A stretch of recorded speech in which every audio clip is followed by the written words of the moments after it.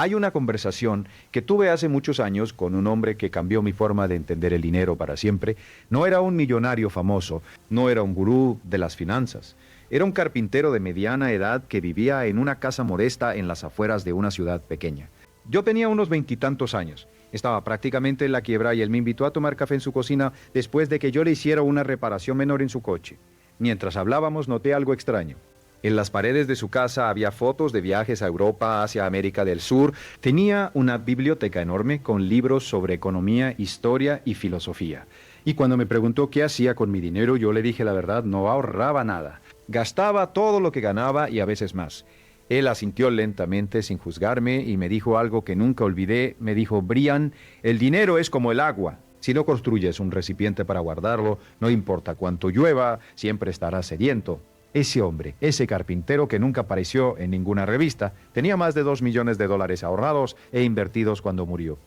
Sus hijos heredaron libertad, sus nietos heredaron opciones. Y todo comenzó con una decisión silenciosa que tomó cuando tenía 25 años. Decidió que cada vez que ganara dinero primero se pagaría a sí mismo. Eso es lo que quiero explorar contigo hoy. No te voy a hablar de fórmulas mágicas ni de atajos que te harán rico en 6 meses. Te voy a hablar de algo mucho más poderoso y mucho más honesto. Los principios que separan a las personas que construyen riqueza real de las personas que trabajan toda su vida y llegan al final con muy poco. Y te adelanto algo importante antes de continuar. La diferencia entre esos dos grupos rara vez tiene que ver con el talento, la inteligencia o incluso los ingresos. Tiene que ver con algo mucho más sutil y es exactamente de eso de lo que vamos a hablar. Permíteme comenzar con una observación que me ha acompañado durante décadas de trabajo con empresarios, ejecutivos y personas que empezaron desde cero. Cuando estudias a las personas que han construido riqueza genuina, no la riqueza heredada ni la que viene de la lotería o de un golpe de suerte, sino la riqueza que alguien construyó con su propia mente, encuentras un patrón que se repite con una consistencia asombrosa. Esas personas no piensan en el dinero como algo que se usa, piensan en el dinero como algo que trabaja. Hay una diferencia enorme entre esas dos formas de ver el mundo y esa diferencia lo cambia todo. Cuando eras niño, probablemente nadie te enseñó a pensar en el dinero como una herramienta que puede multiplicarse. Lo más probable es que te enseñaron, directa o indirectamente, que el dinero es para gastarlo, que el dinero es escaso, que hay que ganarlo con esfuerzo y que disfrutarlo significa consumirlo. Esa programación mental, esa serie de creencias que absorbiste antes de tener la capacidad de cuestionarlas, es lo que yo llamo la mentalidad de escasez. Y no te digo esto para culpar a tus padres ni a tu entorno. Te lo digo porque necesitas entender que esa programación existe, que está activa en tu mente ahora mismo, y que hasta que no la identifiques y la cuestiones conscientemente, seguirá tomando decisiones financieras por ti sin que te des cuenta. Piensa en la última vez que recibiste dinero inesperado. Puede haber sido un bono, una devolución de impuestos, un regalo. ¿Qué fue lo primero que pensaste? Para la mayoría de las personas, la respuesta honesta es que pensaron en cómo gastarlo. Y no hay nada malo en disfrutar el dinero, no me malinterpretes. Pero cuando el primer impulso, el reflejo automático, es siempre gastar, eso te dice algo muy importante sobre tu programación mental. Te dice que tu cerebro todavía no ha integrado la idea de que ese dinero podría ser el punto de partida de algo mucho más grande. Ahora quiero contarte algo que descubrí cuando empecé a estudiar seriamente la psicología de la riqueza. Hay un concepto que los economistas llaman utilidad marginal decreciente, pero yo lo explicaré de una manera mucho más simple y directa. Cuando tienes muy poco dinero, cada euro o cada dólar adicional que recibes tiene un impacto enorme en tu vida. Cambia cosas concretas, pero a medida que tienes más, cada unidad adicional de dinero tiene un impacto menor en tu felicidad inmediata.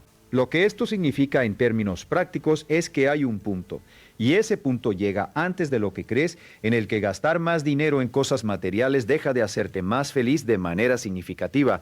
Sin embargo, la mayoría de las personas nunca descubren ese punto porque siguen corriendo en la misma dirección, gastando más a medida que ganan más, sin detenerse a preguntarse si ese ciclo les está llevando a algún lugar. Hay un nombre para ese ciclo. Se llama la carrera de la rata. Y lo más trágico de la carrera de la rata no es que sea difícil salir de ella.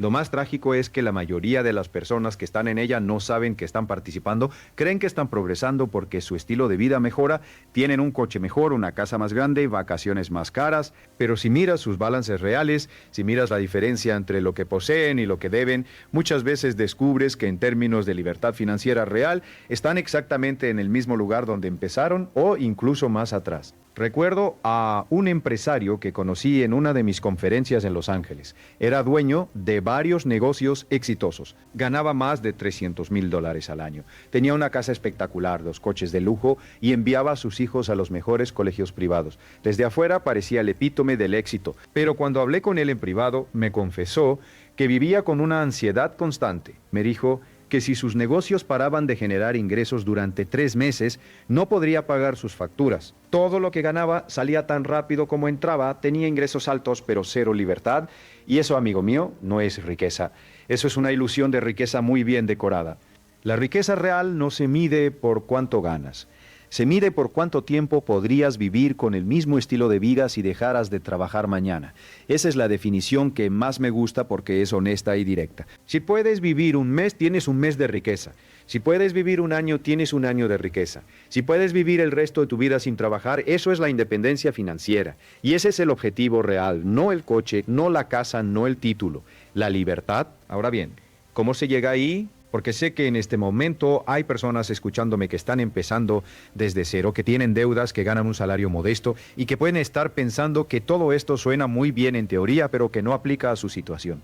Y quiero detenerme aquí para decirte algo con toda la convicción que tengo después de décadas estudiando este tema. El punto de partida importa mucho menos de lo que crees, lo que importa es la dirección en la que estás caminando. Yo empecé sin nada, literalmente sin nada. A los 30 años no tenía educación universitaria formal, no tenía ahorros, no tenía activos, había trabajado en docenas de trabajos diferentes, desde obrero en una granja hasta vendedor puerta a puerta, y fue precisamente esa experiencia de empezar desde el fondo lo que me enseñó las lecciones más importantes que conozco sobre el dinero. Porque cuando no tienes nada, cada decisión financiera que tomas tiene consecuencias inmediatas y visibles. No tienes margen de error. Y eso te obliga a pensar con más claridad sobre lo que realmente importa. El primer principio que quiero compartir contigo es la riqueza se construye la diferencia entre lo que ganas y lo que gastas. Parece obvio, ¿verdad? Casi ridículamente simple. Pero la mayoría de las personas actúan como si no lo supieran. Porque si realmente lo supieran, si realmente interiorizaran ese principio, actuarían de manera completamente diferente. La riqueza no viene de ganar más, la riqueza viene de retener más de lo que ganas. Y esa diferencia, por pequeña que sea al principio, es la semilla de todo lo que viene después. Hay un concepto que me gusta llamar la brecha de riquezas, es la distancia entre tus ingresos y tus gastos. Si esa brecha es cero, no importa cuánto ganes, no estás construyendo nada. Si esa brecha es positiva, aunque sea pequeña, estás en el camino correcto.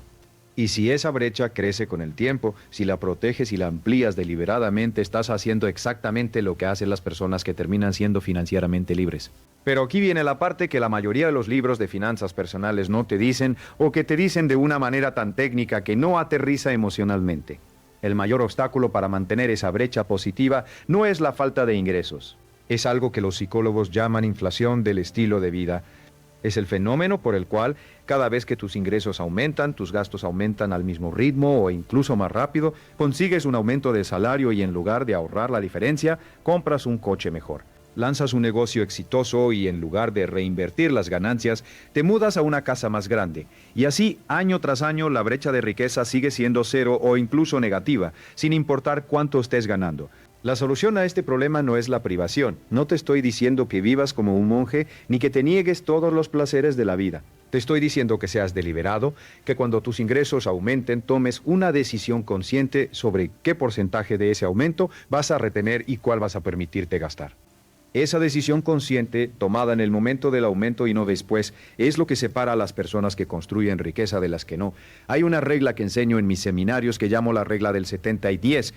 Cuando recibes un ingreso, el 70% es para tus gastos de vida. El 10% va al ahorro a largo plazo que eventualmente se convierte en inversión. El 10% va a la inversión activa o educación financiera.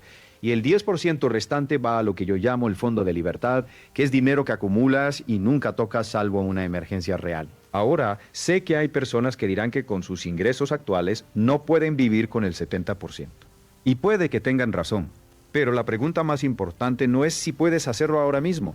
La pregunta es si puedes comenzar a moverte en esa dirección. Aunque empieces ahorrando el 1%, aunque empieces con 20 euros al mes, el hábito importa más que la cantidad al principio. Déjame explicarte por qué el hábito importa tanto, porque esto es algo que la mayoría de las personas subestima enormemente. El cerebro humano funciona a través de patrones.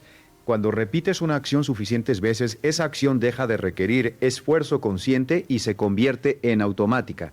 Los neurocientíficos llaman a esto mielinización, que es el proceso por el cual las conexiones neuronales asociadas a un comportamiento repetido se vuelven más rápidas y eficientes. En términos prácticos, lo que esto significa es que los hábitos financieros que practicas hoy se convertirán en comportamientos automáticos mañana. Y si esos hábitos son buenos, esa automatización trabaja a tu favor. Si esos hábitos son malos, esa misma automatización trabaja en tu contra. Piensa en alguien que ha fumado durante 20 años. No fuma porque decide conscientemente fumar cada vez. Fuma porque su cerebro ha automatizado ese comportamiento hasta el punto de que ocurre casi sin pensarlo. Los hábitos financieros funcionan exactamente de la misma manera. Si has pasado años gastando impulsivamente, tu cerebro ha automatizado ese comportamiento. Cada vez que tienes dinero disponible, el impulso de gastarlo se activa automáticamente sin que te des cuenta de que está ocurriendo. Para cambiar ese patrón, necesitas crear un nuevo hábito que compita con el antiguo y necesitas practicarlo con suficiente consistencia para que se vuelva la respuesta automática.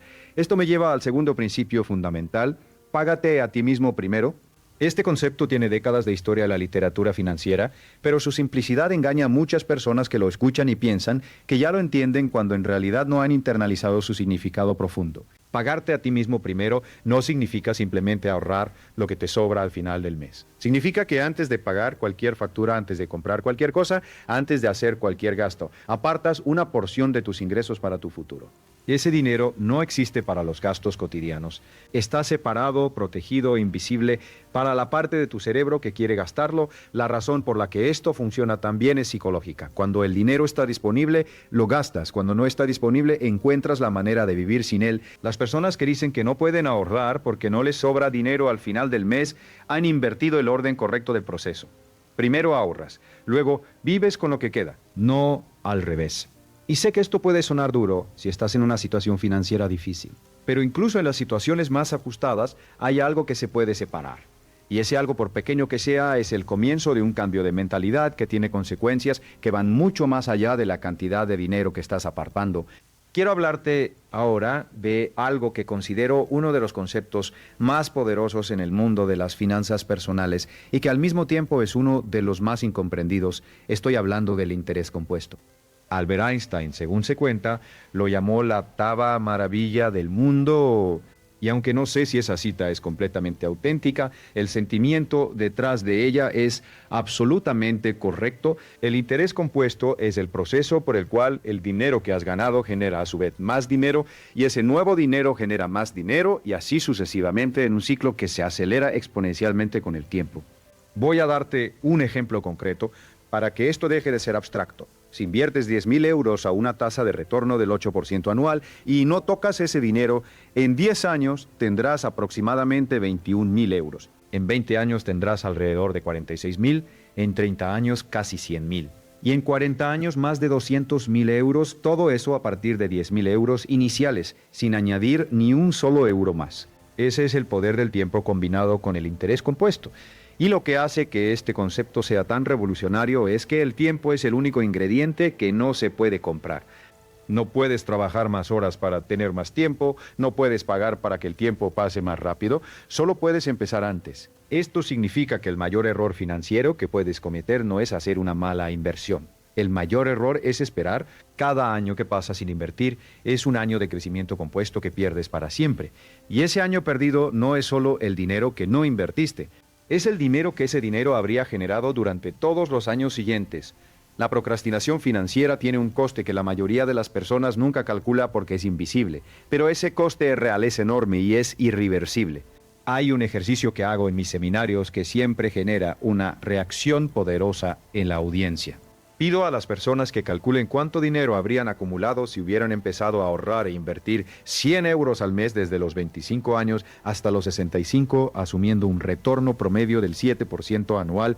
La respuesta es aproximadamente 260.000 euros. Luego les pido que calculen cuánto habrían acumulado si hubieran esperado hasta los 35 para empezar con la misma cantidad.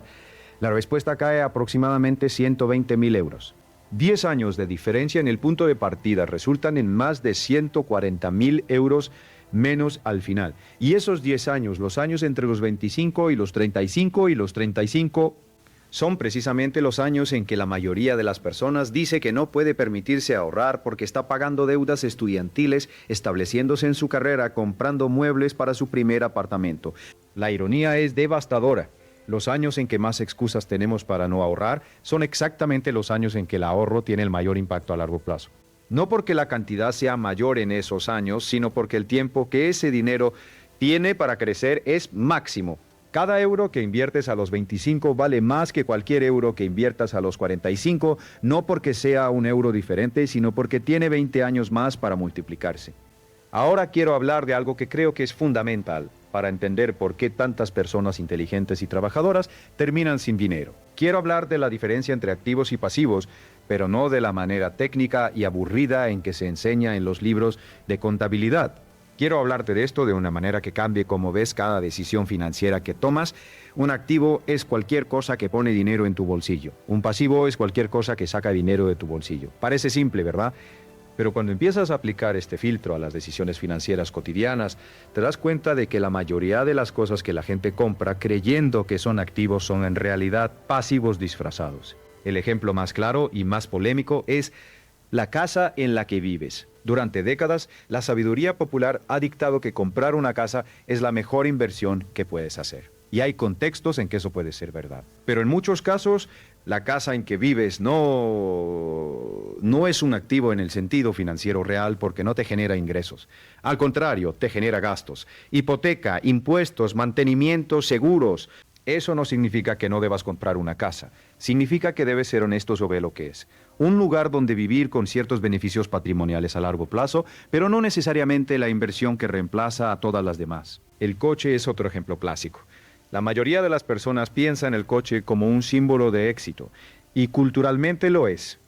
Pero financieramente, un coche nuevo es uno de los peores activos que puedes tener porque pierde valor desde el momento en que lo sacas del concesionario y además genera gastos continuos en combustible, seguro, mantenimiento y depreciación. Cada euro que gastas en un coche más caro de lo necesario es un euro que no está trabajando para ti en ninguna inversión. No te digo que no tengas coche. Te digo que seas consciente de lo que cada decisión financiera significa en términos de activos y pasivos.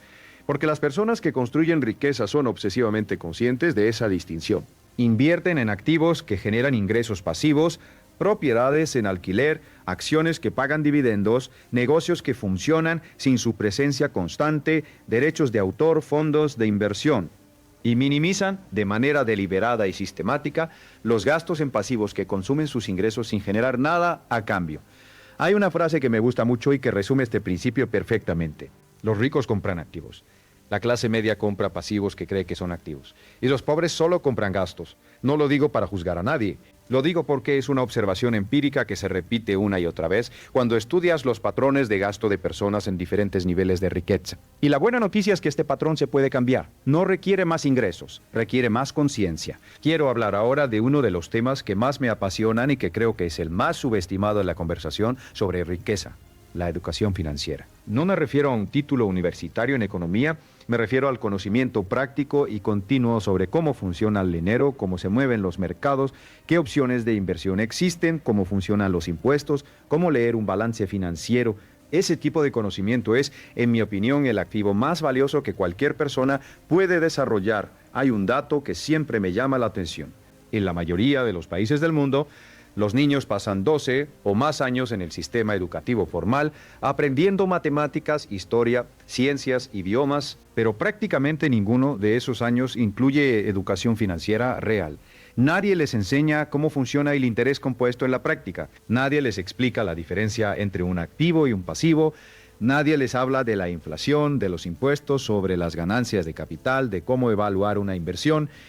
Salen al mundo adulto con 12 años de educación formal y 0 herramientas para tomar decisiones financieras inteligentes. Y luego nos sorprendemos de que la mayoría de las personas llegue a los 65 años sin suficientes ahorros para jubilarse con dignidad. No es una cuestión de inteligencia, es una cuestión de educación.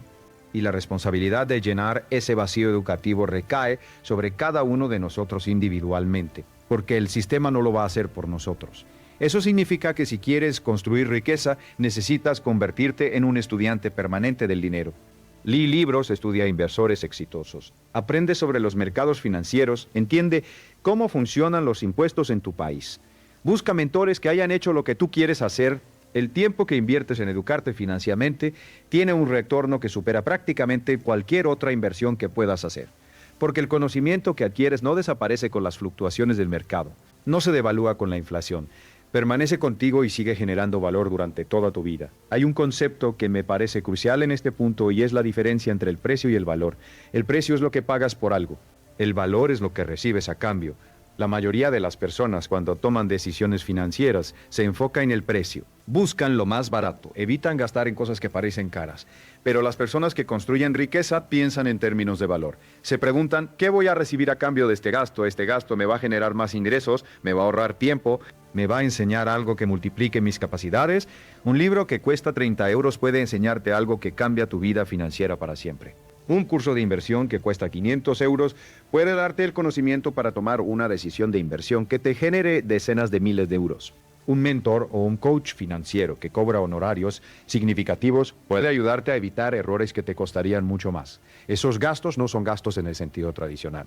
Son inversiones en ti mismo y tienen un retorno que puede ser extraordinario. Por otro lado, hay personas que gastan miles de euros en ropa de marca, en restaurantes caros, en gadgets tecnológicos, que quedan obsoletos en 2 años y que considerarían un derroche gastar 300 euros en un curso de inversión. Esa inversión de prioridades, esa disposición a gastar en cosas que se consumen, pero no en cosas que crecen, es uno de los patrones más comunes que veo en personas que luchan financieramente. Ahora quiero hablar de algo que puede ser incómodo, pero que es absolutamente necesario, la deuda. Y quiero hacer una distinción importante que cambia completamente cómo deberías pensar sobre ella. No toda la deuda es igual. Hay deuda que destruye riqueza y hay deuda que puede construirla. La diferencia entre las dos es fundamental.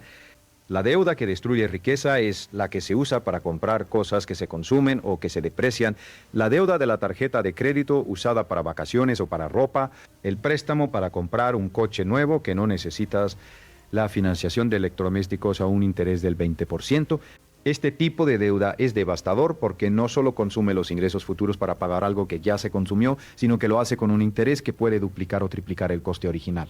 Es literalmente pagar el precio de algo varias veces. Y lo más trágico es que muchas personas están tan acostumbradas a vivir con este tipo de deuda que no la cuestionan. La consideran normal, la consideran inevitable. Y esa normalización es uno de los mayores obstáculos para construir riqueza. La deuda que puede construir riqueza, por otro lado, es la que se usa para adquirir activos que generan ingresos superiores al coste de la deuda. Un préstamo hipotecario para comprar una propiedad que vas a alquilar a un precio que cubre la hipoteca y genera beneficio adicional. Un préstamo para financiar un negocio que tiene proyecciones de retorno superiores al tipo de interés del préstamo. Una línea de crédito usada estratégicamente para aprovechar una oportunidad de inversión con alto potencial de retorno. Este tipo de deuda usada con inteligencia y disciplina puede ser una herramienta poderosa para acelerar la construcción de riqueza. La clave está en hacerse siempre la misma pregunta antes de asumir cualquier deuda. ¿Este dinero va a generar más valor del que me va a costar? Si la respuesta es sí, con números concretos y proyecciones realistas, puede ser una deuda inteligente. Si la respuesta es no, o si no tienes una respuesta clara, es una deuda que deberías evitar. Hay otro aspecto de deuda que quiero mencionar porque creo que es muy poco discutido, y es el coste psicológico de la deuda. Las deudas no solo cuestan dinero. Cuestan energía mental, claridad de pensamiento y paz emocional. Cuando debes dinero, especialmente cuando debes más de lo que puedes manejar cómodamente, una parte de tu mente está constantemente ocupada con esa preocupación. Esa ocupación mental reduce tu capacidad de pensar con claridad, de tomar decisiones estratégicas, de ser creativo y proactivo en tu carrera o negocio. En otras palabras, la deuda no solo te cuesta el interés que pagas, te cuesta parte de tu capacidad de generar más ingresos. Por eso, eliminar las deudas de alto interés debería ser una prioridad absoluta para cualquier persona que quiera construir riqueza. No porque sea la decisión financieramente más sofisticada en todos los casos, sino porque libera recursos mentales y emocionales que puedes redirigir hacia la construcción activa de riqueza. Quiero hablar ahora de algo que raramente se discute en los libros de finanzas personales, pero que en mi experiencia es uno de los factores más determinantes en el éxito financiero a largo plazo, el entorno social. Hay un dicho que me gusta mucho: eres el promedio de las 5 personas con las que más tiempo pasas. Y aunque esa frase se aplica a muchos aspectos de la vida, en el ámbito financiero tiene una relevancia especial y muy concreta. Las personas que te rodean influyen en tus hábitos de gasto de maneras que raramente reconoces conscientemente. Si tus amigos más cercanos son personas que gastan más de lo que ganan, que compran cosas para impresionar a otros, que nunca hablan de ahorro o inversión porque les parece aburrido o innecesario, es muy difícil mantener los hábitos financieros que construyen riqueza. No porque seas débil o fácilmente influenciable, sino porque los seres humanos somos criaturas sociales que tendemos a adaptar nuestro comportamiento a las normas del grupo al que pertenecemos. Es un mecanismo evolutivo profundamente arraigado y funciona tanto para bien como para mal. Por otro lado, si te rodeas de personas que piensan estratégicamente sobre el dinero, que hablan abiertamente sobre inversiones y finanzas, que celebran la disciplina financiera en lugar del gasto conspicuo, ese entorno refuerza los comportamientos que construyen riqueza. No tienes que esforzarte tanto porque el entorno trabaja a tu favor en lugar de en tu contra. No te estoy diciendo que abandones a tus amigos o que juzgues a las personas por su situación financiera. Te estoy diciendo que seas consciente de cómo tu entorno social influye en tus decisiones financieras y que busques activamente conectar con personas que tengan una mentalidad financiera más avanzada que la tuya. Eso puede ser a través de grupos de inversión, comunidades online, seminarios, libros escritos por personas exitosas. La exposición regular a mentalidades financieras más avanzadas que la tuya es uno de los catalizadores más poderosos del crecimiento financiero personal. Hay un concepto que quiero introducir ahora y que creo que es fundamental para entender cómo funciona realmente la riqueza en el mundo real, no en los libros de texto. Es el concepto de los múltiples flujos de ingresos. Las personas verdaderamente ricas rara vez dependen de una sola fuente de ingresos. Al contrario, construyen deliberadamente múltiples fuentes de ingresos que funcionan de manera simultánea e independiente. Esto no solo maximiza los ingresos totales, sino que también reduce el riesgo de manera dramática. Si una fuente de ingresos desaparece, las otras continúan. La persona promedio, por otro lado, depende casi exclusivamente de un solo flujo de ingresos, su salario. Y eso la hace extraordinariamente vulnerable. Si pierde su empleo, si se enferma, si la empresa cierra, todo su ingreso desaparece de golpe. Esa vulnerabilidad es una de las razones por las que tantas personas que ganan buenos salarios durante décadas llegan a la jubilación sin suficiente dinero. Han construido toda su seguridad financiera sobre una sola columna, y cuando esa columna falla, todo se derrumba. La construcción de múltiples flujos de ingresos no tiene que ocurrir de la noche a la mañana. Puede ser un proceso gradual que comienza con pequeños pasos. Tal vez empieza con un pequeño negocio paralelo a tu trabajo principal. Luego añades una inversión en fondos indexados que genera dividendos. Luego quizás compras una propiedad pequeña para alquilar. Con el tiempo, cada uno de esos flujos crece y se diversifica. Y el conjunto de todos ellos crea una red de seguridad financiera que ningún flujo individual podría proporcionar por sí solo. El principio subyacente aquí es la diversificación. Y no solo en el sentido de diversificar inversiones dentro de un portafolio, sino de diversificar las fuentes de ingresos en términos más amplios. Diversificar entre ingresos activos que requieren tu tiempo y esfuerzo e ingresos pasivos que funcionan independientemente de tu presencia. Diversificar entre ingresos de empleo, ingresos de negocios, ingresos de inversiones y posiblemente ingresos de derechos de propiedad intelectual.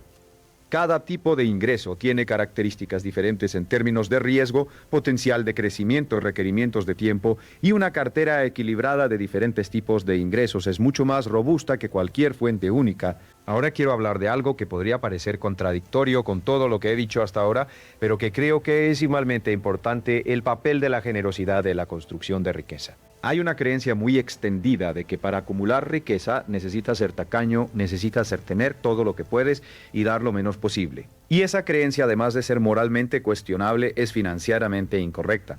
He estudiado a cientos de personas verdaderamente ricas a lo largo de mi carrera, y uno de los patrones que aparece con una frecuencia sorprendente es la generosidad. No la generosidad performativa, la que se hace para ser visto, sino la generosidad genuina y consistente.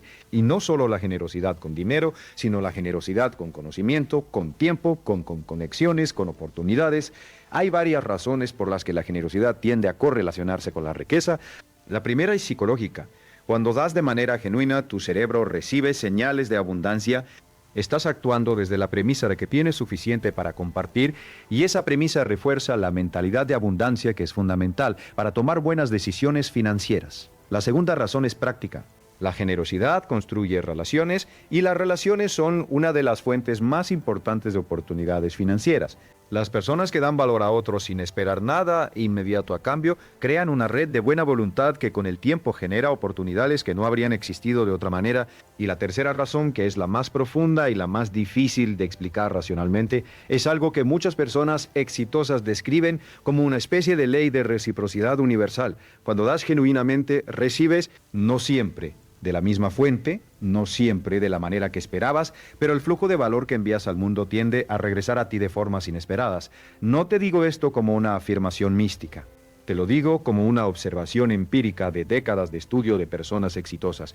Quiero hablar ahora de algo que considero uno de los temas más importantes y menos discutidos en el ámbito de las finanzas personales: la relación entre el tiempo y el dinero. Específicamente quiero hablar de cómo las personas que construyen riqueza piensan sobre el tiempo de manera fundamentalmente diferente a las personas que no lo hacen. Hay una frase que me parece profundamente reveladora.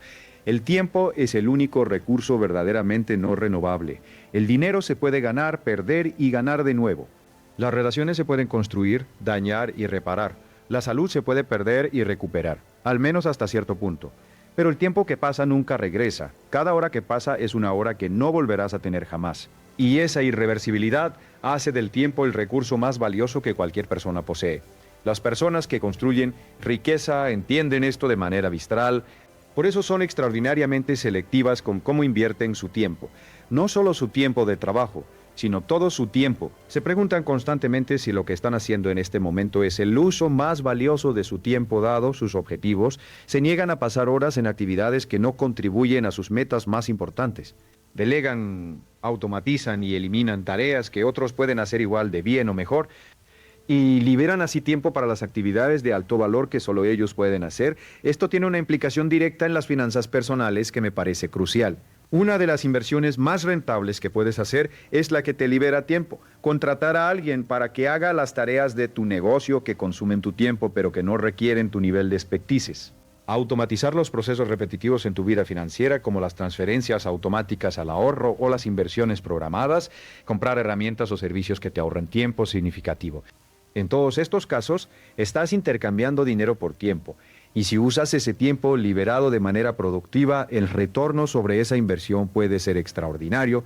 La mentalidad opuesta a la de evitar cualquier gasto que no sea estrictamente necesario, incluso cuando ese gasto podría liberar tiempo valioso, es en realidad una mentalidad de escasez disfrazada de frugalidad. La verdadera frugalidad no es gastar lo menos posible en todo.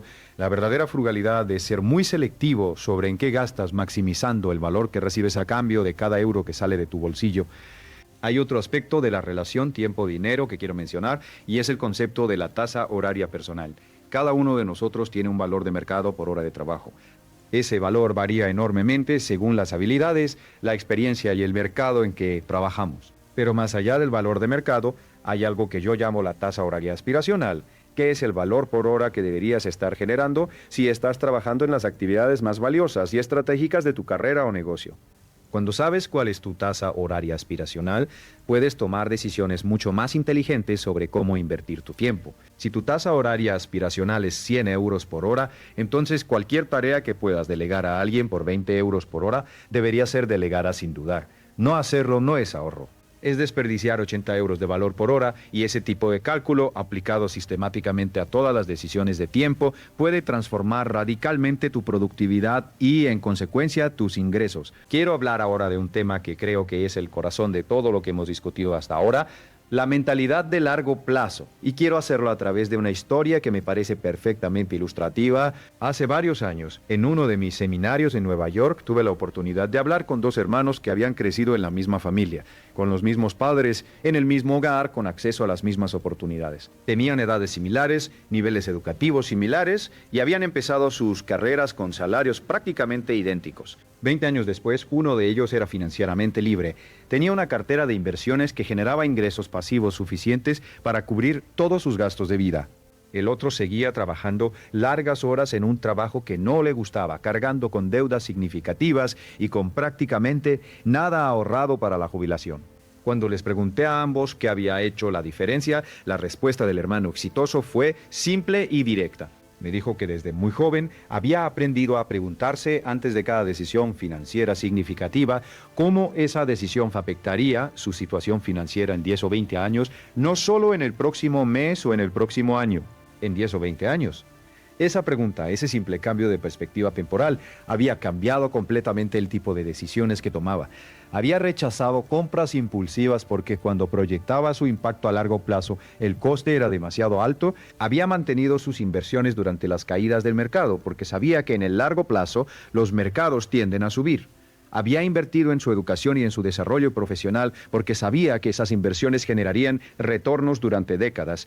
El otro hermano, por su parte, reconoció con una honestidad admirable que siempre había tomado decisiones financieras basadas en cómo se sentía en el momento.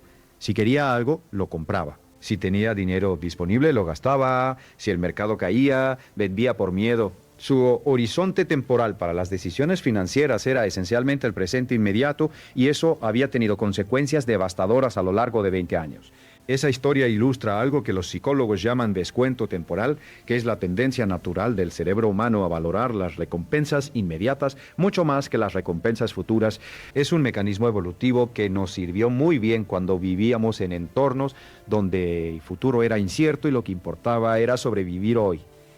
Pero en el mundo moderno, donde el futuro es relativamente predecible y donde las mejores oportunidades financieras requieren sacrificar consumo presente para obtener beneficios futuros, ese mecanismo trabaja en nuestra contra. Superar el descuento temporal no es fácil porque estamos luchando contra millones de años de evolución. Pero es posible y hay estrategias concretas que ayudan. Una de las más efectivas es hacer el futuro más vivido y concreto en tu mente. No pienses en tu jubilación como un concepto abstracto, piensa en cómo quieres que sea tu vida a los 70 años. ¿Qué quieres ser capaz de hacer? ¿Dónde quieres vivir? ¿Qué experiencias quieres tener? ¿Qué legado quieres dejar? Cuanto más concreto y vivido sea ese futuro en tu mente, más fácil será tomar decisiones presentes que lo hagan posible. Otra estrategia es automatizar las decisiones financieras de largo plazo para que no dependan de tu fuerza de voluntad en el momento. Si el ahorro y la inversión son automáticos, si ocurren sin que tengas que tomar una decisión activa cada vez, el sesgo del presente tiene mucho menos poder sobre esas decisiones. La automatización convierte las buenas intenciones en comportamientos consistentes y esa consistencia es lo que construye riqueza a lo largo del tiempo. Quiero hablar ahora de algo que considero uno de los errores más comunes y más costosos que veo en personas que quieren mejorar su situación financiera, confundir la actividad con el progreso. Hay personas que leen libros de finanzas constantemente, que asisten a seminarios, que siguen a expertos en redes sociales, que hablan interminablemente sobre sus planes financieros, pero que nunca actúan. Y hay otras personas que actúan sin parar, que hacen cambios constantes en sus inversiones, que persiguen cada nueva oportunidad que aparece, que están siempre buscando el próximo gran movimiento. Ninguno de estos enfoques produce resultados consistentes. La construcción de riqueza requiere un equilibrio específico entre reflexión y acción. Necesita suficiente conocimiento para tomar decisiones informadas, pero no tanta parálisis por análisis que nunca tomes ninguna decisión. Necesitas suficiente acción para que tu dinero esté trabajando, pero no tanta actividad que estés constantemente interrumpiendo el proceso de crecimiento compuesto con cambios innecesarios. Hay un principio que enseño que llamo el principio de la consistencia disciplinada. Consiste en identificar las 3 o 4 acciones financieras más importantes que puedes tomar dado tu situación actual, ejecutarlas con la mayor calidad posible, y luego mantenerte en ese curso con disciplina, resistiendo la tentación de cambiar de dirección cada vez que aparece una nueva idea o una nueva oportunidad. La consistencia en las acciones correctas, mantenida durante suficiente tiempo, produce resultados que parecen extraordinarios desde afuera, pero que son simplemente el resultado natural de la acumulación de pequeñas acciones correctas repetidas durante años. Esto me lleva a hablar de algo que creo que es absolutamente fundamental, la disciplina. Y quiero hablar de la disciplina no como una virtud moral abstracta, sino como una herramienta práctica y concreta para construir riqueza. La disciplina financiera es, en esencia, la capacidad de hacer lo que sabes que debes hacer, aunque no tengas ganas de hacerlo en el momento. Es la capacidad de ahorrar cuando quieres gastar, de mantener tu inversión cuando quieres vender por miedo, de rechazar una compra impulsiva, aunque la quieras con intensidad en ese momento, de seguir trabajando en tu negocio paralelo después de un largo día de trabajo, cuando lo único que quieres hacer es descansar. La disciplina no es algo con lo que nacemos o no, es algo que se desarrolla exactamente igual que un músculo. Y como un músculo se fortalece con el uso y se atrofia con la inactividad. Cada vez que ejerces disciplina financiera, cada vez que haces la elección difícil en lugar de la fácil, ese músculo se fortalece un poco más. Y con el tiempo, las decisiones que antes requerían un esfuerzo enorme se vuelven naturales, casi automáticas. Hay una observación que me parece muy relevante aquí. Las personas que han desarrollado alta disciplina financiera raramente describen esa disciplina como un sacrificio doloroso. Al contrario, la describen como una fuente de satisfacción y orgullo. Eso es porque la disciplina, cuando se practica consistentemente, cambia tu identidad. Dejas de ser alguien que intenta ser disciplinado y te conviertes en alguien que es disciplinado. Y esa identidad, esa imagen que tienes de ti mismo como una persona financieramente responsable y estratégica, refuerza los comportamientos que la sostienen. Es un ciclo virtuoso que se alimenta a sí mismo. Quiero hablar ahora de un tema que puede ser incómodo para algunas personas, pero que creo que es esencial para cualquier conversación honesta sobre riqueza. El papel del riesgo. Hay una creencia muy extendida de que construir riqueza requiere asumir grandes riesgos, que para ganar mucho hay que arriesgar mucho. Y hay algo de verdad en esa afirmación, pero la realidad es mucho más matizada. Las personas que construyen riqueza de manera sostenida no son personas que asumen riesgos indiscriminadamente, son personas que asumen riesgos calculados y gestionados. Hay una diferencia enorme entre el riesgo inteligente y el riesgo imprudente.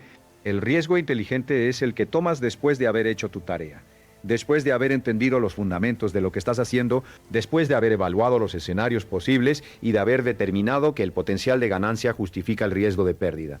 El riesgo imprudente es el que tomas movido por el miedo a perderte una oportunidad, por la presión social, por la emoción del momento, sin haber hecho el análisis necesario. Warren Buffett, que es quizás el inversor más exitoso de la historia, tiene dos reglas de inversión que me parecen perfectas en su simplicidad.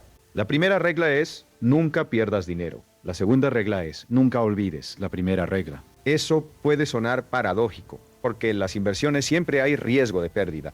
Pero lo que Buffett está diciendo es que la preservación del capital, la protección de lo que ya tienes, debería ser siempre la prioridad número uno.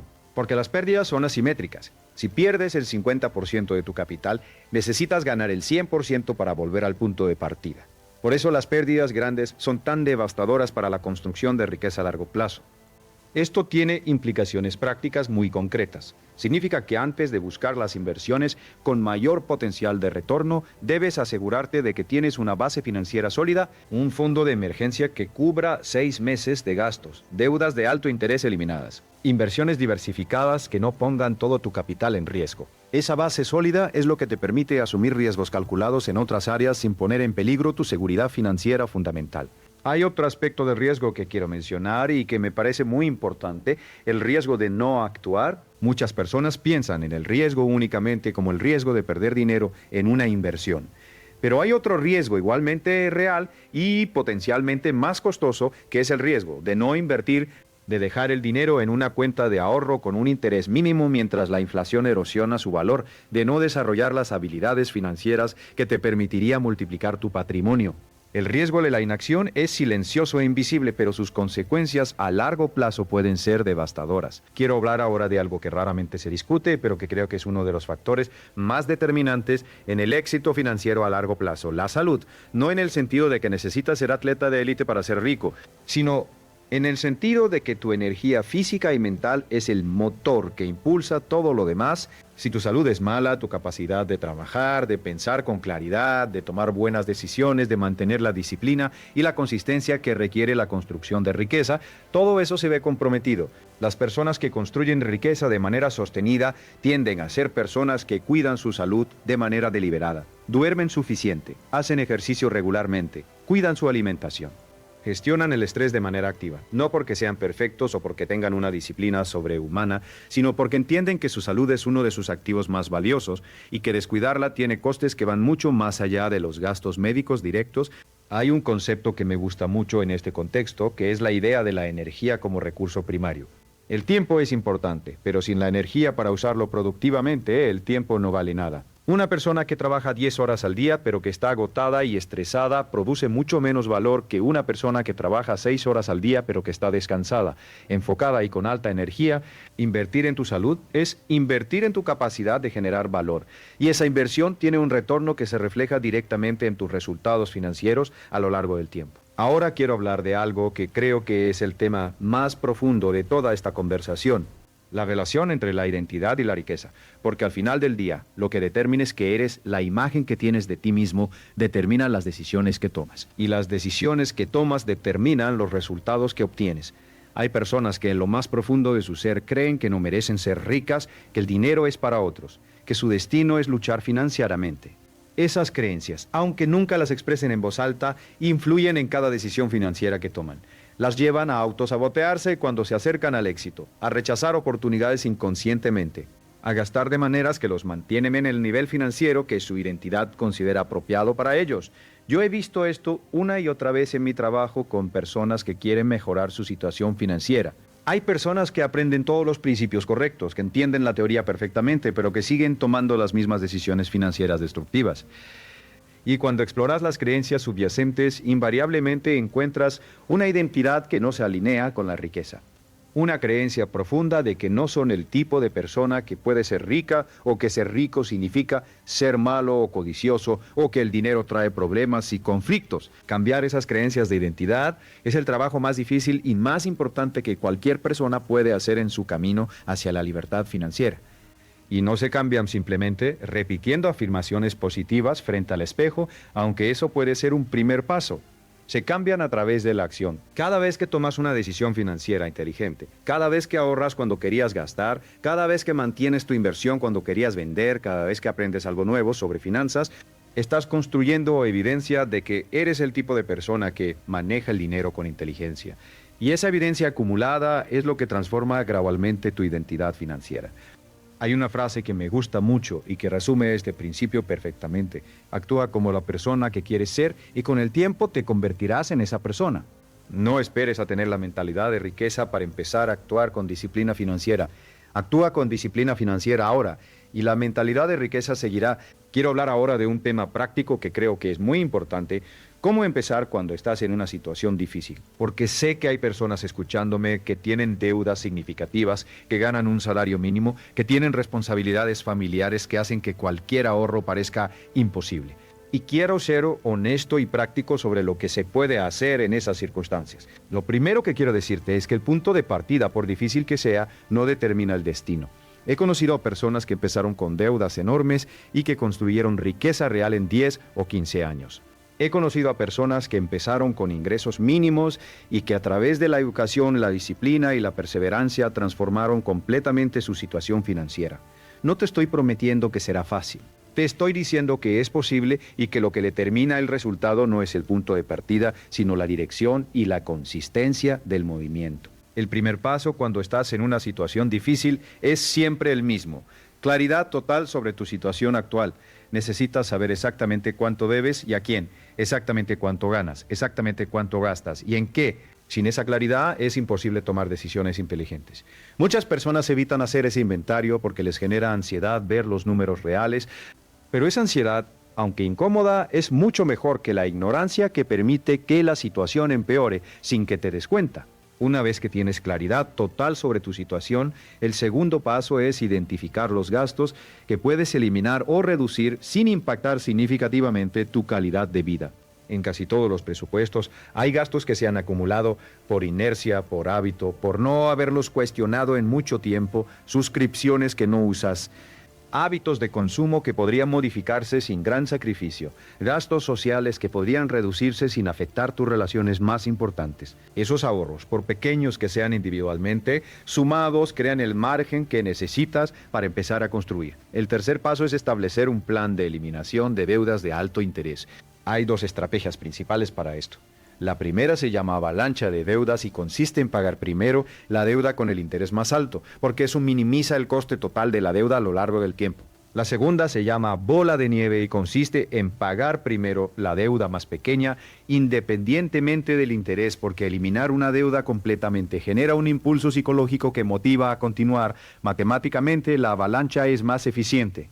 Psicológicamente, la bola de nieve puede ser más efectiva para algunas personas. La mejor estrategia es la que realmente ejecutarás con consistencia. El cuarto paso, y este es crucial, es empezar a ahorrar, aunque sea una cantidad mínima, incluso mientras estás eliminando deudas. Sé que esto puede parecer contradictorio. Si tienes deudas con un interés alto, matemáticamente tiene sentido pagar esas deudas antes de ahorrar. Pero hay una razón poderosa para ahorrar, aunque sea una cantidad pequeña al mismo tiempo: el hábito. Si esperas a tener todas tus deudas pagadas para empezar a ahorrar, nunca habrás desarrollado el hábito del ahorro, y cuando llegue ese momento será tan difícil empezar como siempre. Empezar a ahorrar ahora, aunque sea el 1% de tus ingresos, desarrolla el hábito y la mentalidad que necesitarás cuando tengas más margen. Quiero hablar ahora de algo que creo que es fundamental para cualquier persona que quiera construir riqueza, pero que raramente se discute de manera directa: la importancia de aumentar tus ingresos. Hay un límite a cuánto puedes ahorrar reduciendo gastos. Ese límite es cero, porque no puedes gastar menos de nada, pero no hay límite a cuánto puedes ganar. Y por eso, aunque la disciplina de los gastos es necesaria y fundamental, no es suficiente por sí sola para la mayoría de las personas. También necesitas trabajar activamente en aumentar tus ingresos. Aumentar tus ingresos requiere invertir en ti mismo, en tus habilidades, en tu valor de mercado. Requiere preguntarte constantemente qué puedes aprender, qué puedes mejorar, qué nuevas capacidades puedes desarrollar que te permitan generar más valor para otros. Porque en última instancia, los ingresos son una medida del valor que generas para el mundo.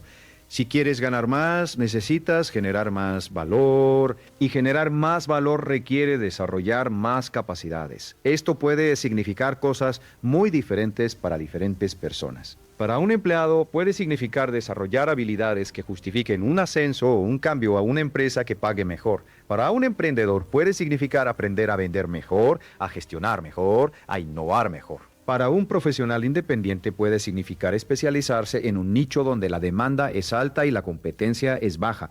La forma específica varía, pero el principio es universal. Invierte continuamente en aumentar tu valor de mercado. Hay una observación que me parece muy relevante aquí.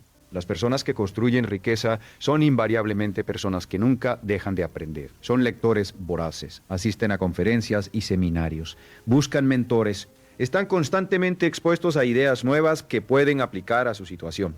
Y esa actitud de aprendizaje continuo no es solo una virtud personal, es una estrategia financiera concreta, porque las habilidades que desarrollas hoy son los ingresos que generarás mañana. Quiero hacer una pausa aquí para reflexionar sobre algo que creo que es importante reconocer. Todo lo que hemos hablado hoy, los principios, los hábitos, las estrategias, todo eso es relativamente simple de entender, pero extraordinariamente difícil de ejecutar de manera consistente a lo largo del tiempo.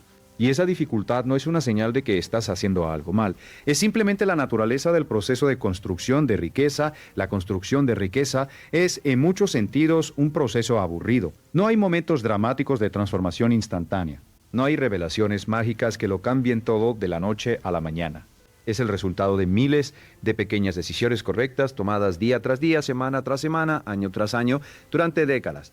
Es el ahorro mensual que parece insignificante en el momento, pero que se convierte en algo enorme con el tiempo. Es la inversión que no tocas durante años mientras el mercado sube y baja. Es el no a la compra impulsiva que repetiste cientos de veces antes de que se volviera automático.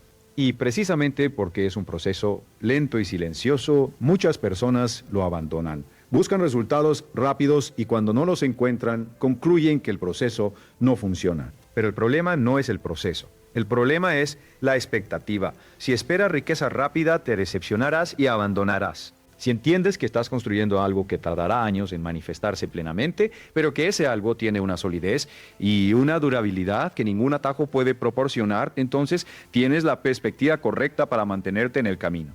Hay una metáfora que me gusta mucho para describir este proceso. Es la del bambú chino. Cuando plantas una semilla de bambú chino, la riegas y la cuidas durante 4 años sin ver prácticamente nada. El bambú no brota. No hay señales visibles de progreso.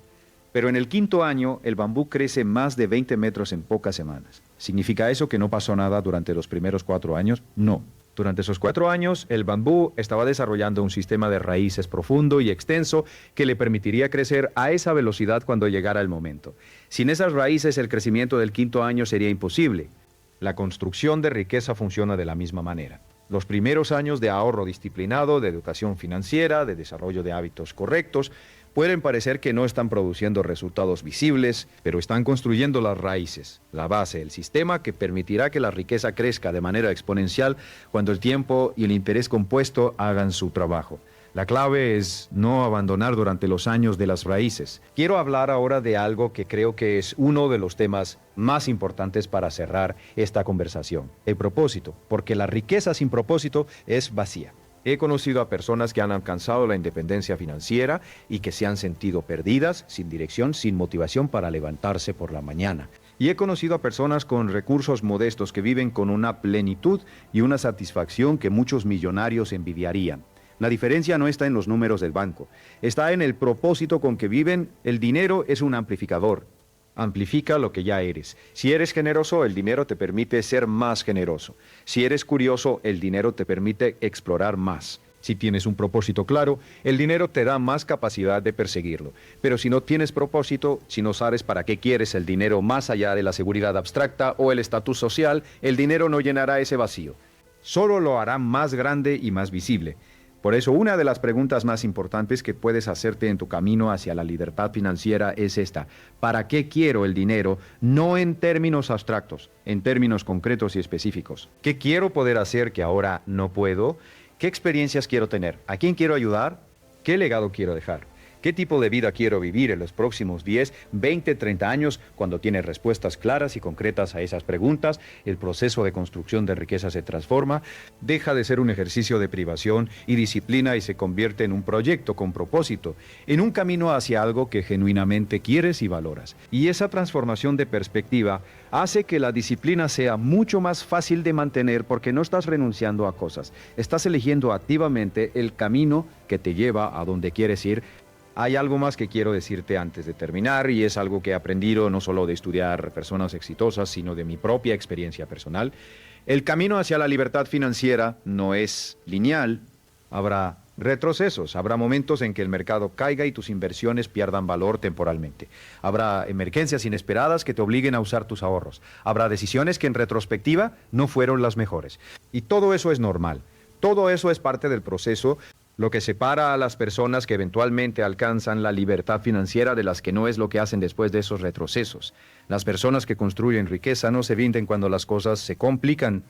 Aprenden de los errores, ajustan su estrategia si es necesario y continúan. Tienen la resiliencia para mantenerse en el camino, incluso cuando el progreso es lento e invisible. Y esa resiliencia, esa capacidad de seguir adelante a pesar de los obstáculos, es quizá la cualidad más importante de todas las que hemos discutido hoy. Permíteme cerrar con una reflexión que espero que te acompañe mucho tiempo después de que hayas terminado de escuchar esto.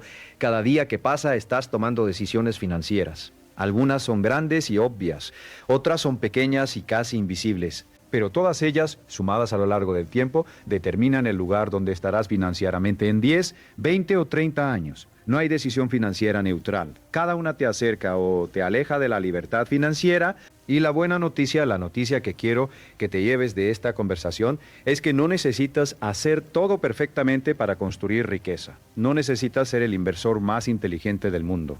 No necesitas ganar un salario extraordinario. No necesitas haber empezado a los 20 años. Lo que necesitas es empezar donde estés, con lo que tienes hoy. Dar el primer paso, por pequeño que sea, y luego dar el siguiente. Y el siguiente después de ese. La riqueza no es un destino que se alcanza de un salto.